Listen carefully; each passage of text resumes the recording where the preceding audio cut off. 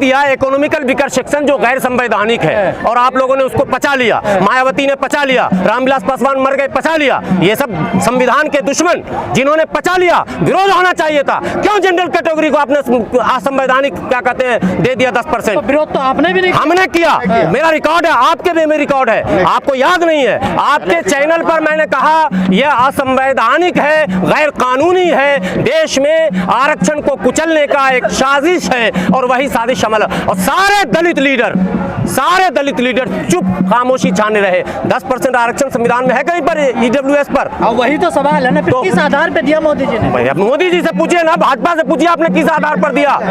जो आरक्षण विरोधी है वो आज भी कहते हैं कि इकोनॉमिकल बेस पर दीजिए, हम कहते हैं नो, सोशल बेस पर। संविधान कहता है सोशल और आप कहते हैं इकोनॉमिकल। आप संविधान विरोधी हैं, आप समाज विरोधी हैं। जब संविधान हमको सोशल दे रहा है, बाबा साहब ने कहा कि सोशल पिछड़ेपन को दूर करना है, हमको मुख्यधारा से इनको जोड़ना है, तो आप इकोनॉमिकल क्यों रट रहे हैं? इकोनॉमिकल रटना ही साजिश इनकी है और उस साजिश का पर्दाफाश आप लोग नहीं कर सके दुर्भाग्य से। दिल्ली में सीवर से छूत होती है आपके साथ? मैं बता रहा हूँ, बड़ा अच्छा प्रश्न किया आपने। सीवर में मरने वाले की सूची जारी हुई, उसमें 14 मुस्लिम थे। इसका मतलब सीवर हम साफ करते हैं, एक बात हो गई। एक सेठ जी सो कॉल्ड मनुवादी या और कह दूं अपर कास्ट फोन करता है, हमारे घर में चौकअप हो गया है बाथरूम, ठीक है आ जाओ। कौन जाएगा? हमारे समाज का ही कोई जाएगा, चाहे वो मुस्लिम में हो नॉन मुस्लिम में हो, जो इस पेशे से जुड़ा है। उसके साथ क्या व्यवहार होगा?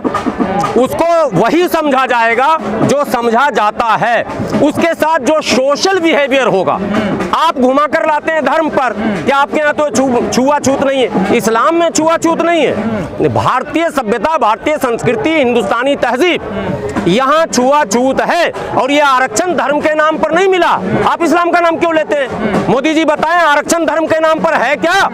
आपने 10% जनरल कैटेगरी को असंवैधानिक आरक्षण दिया, उसमें धर्म है क्या? दोनों है ना, हिंदू मुस्लिम दोनों जनरल जा रहा, तो जनरल को तो आपने दे दिया, उसमें तो आपने धर्म नहीं लगाया। ओबीसी का आपने दिया, धर्म है क्या? नहीं है। तो मुसलमान अगर ओबीसी हो सकता है, मुसलमान अगर जनरल हो सकता है, तो मुसलमान एससी क्यों नहीं हो सकता?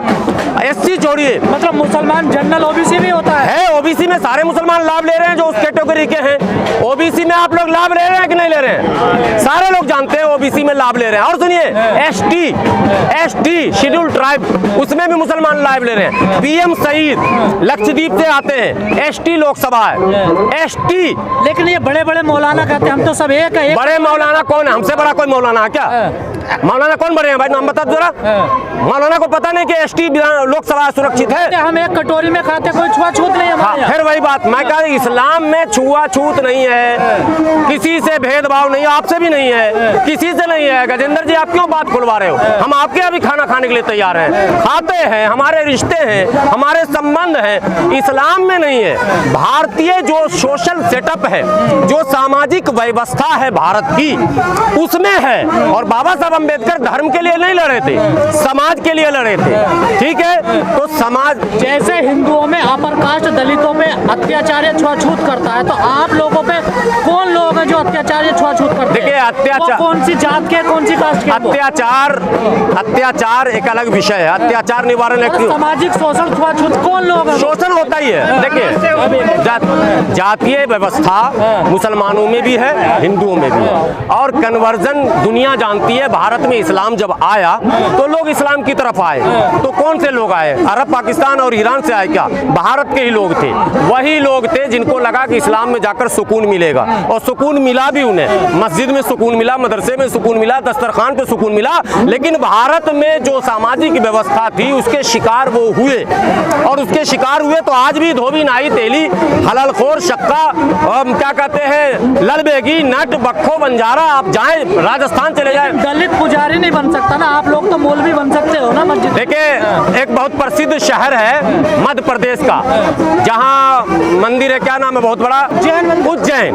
उज्जैन में मुसलमानों की एक आबादी है हेला। क्या है, इधर सुनिए आप, हेला। हेला जो है वो साफ सफाई का काम करे, यानी भंगी, मुस्लिम भंगी।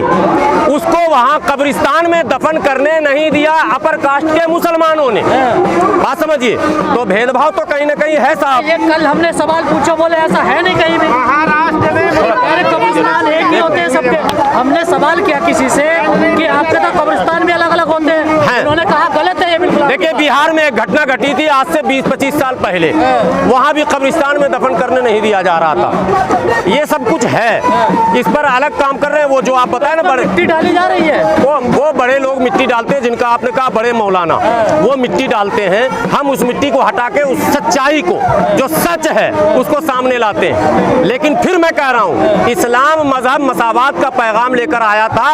मजहब में भेदभाव नहीं है, भारतीय व्यवस्था में भेदभाव है, और हम उस भेदभाव के दोनों तरफ से शिकार हैं। आप इकलौते शिकार हैं, हम अपर कास्ट नॉन मुस्लिम और अपर कास्ट मुस्लिम के भी शिकार हैं। बात समझिए। लेकिन मसला यह है कि आप चाहते हैं कि हम केवल अपर कास्ट को गाली बकें और आप उसका लाभ लें, यह मसला नहीं है। हमारा मुद्दा है कि जिस तरह हिंदू धोबी को आपने लाभ दिया, मुस्लिम धोबी को दीजिए, हिंदू नाई को दिया, मुस्लिम नाई को दीजिए, हिंदू तेलू को दिया, मुस्लिम तेली को दीजिए, हिंदू अगर शक्का को दिया, सफाई कर्मी को दिया, तो मुस्लिम सफाई कर्मी को दीजिए, हिंदू जुलाहे को दिया तो मुस्लिम जुलाहे को दीजिए।